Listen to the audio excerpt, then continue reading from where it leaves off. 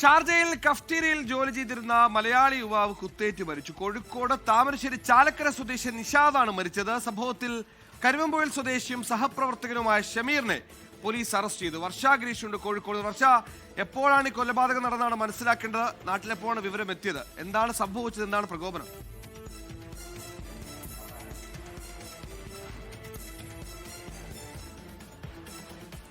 സുഹേൽ, ഇന്നലെയാണ് ഷാർജയിലെ കഫ്റ്റീരിയയിൽ മലയാളി യുവാവ് കുത്തേറ്റ് മരിച്ചത്.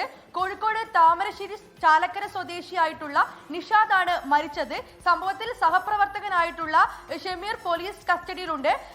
ഷമീർ കരുവമ്പയിൽ സ്വദേശിയായിട്ടുള്ള യുവാവാണ്. ഇവർ തമ്മിലുള്ള പ്രശ്നം എന്താണെന്നുള്ള കാര്യം ഇതുവരെ വ്യക്തമായിട്ടില്ല. ഒരാൾ ഈ കഫ്റ്റീരിയയിലെ ഡെലിവറി ബോയും മറ്റൊരാൾ ജ്യൂസ് മേക്കറുമാണ്.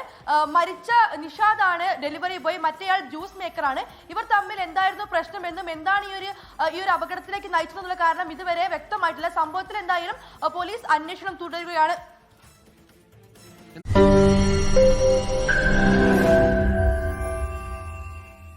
ലോകത്തെവിടെയായാലും ഏത് സമയത്തും 24 വാർത്തകളും ഓഗ്മെന്റഡ് റിയാലിറ്റി പാക്കേജുകളും എക്സ്പ്ലെയിനറുകളും വിശദമായി കാണാൻ ഞങ്ങളുടെ യൂട്യൂബ് ചാനൽ നിങ്ങൾക്ക് സബ്സ്ക്രൈബ് ചെയ്യാം.